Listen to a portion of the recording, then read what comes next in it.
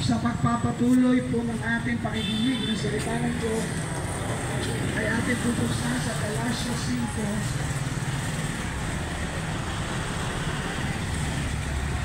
Galatia 5:19. Ang sabi ko rito, at hayag ang mga gawa ng laman.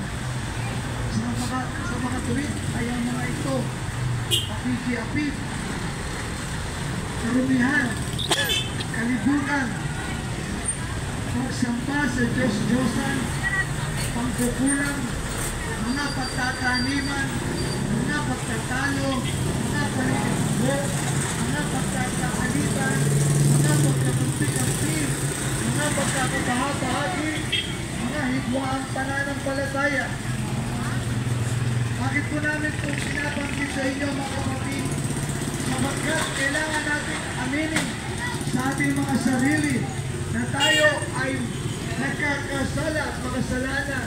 Yung po ang nature ng tao. Tayo po ay nagkasala at patuloy na nagkakasala. Kung paano si Eva at si Adan ay nagkasala ng una sa hardin at Eden. Tayo po lahat ay isa lang ang pinagmulan. Kaya po, ang kasalanan ay sumasa atin din.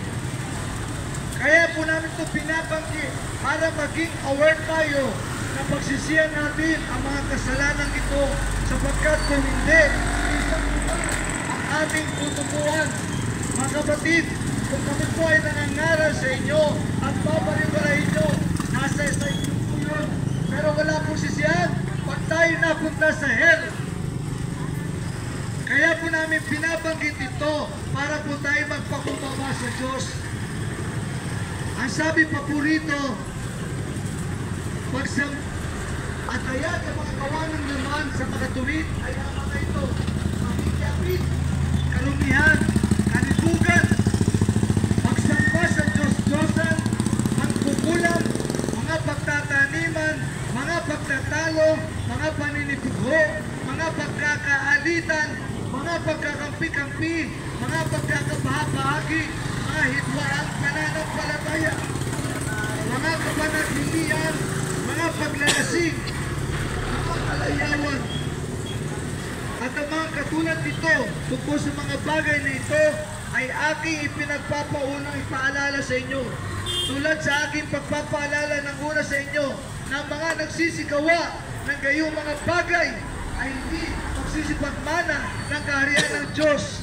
Kapatid, kung narinig mo to at ginagawa mo to, ang sabi dun sa huli, hindi ka magpamana ng kaharian ng Diyos. At kung hindi ka magpamana ng kaharian ng Diyos, ibig sabihin, isang lugar at tutubuhan ko ang impyerno o ang hell.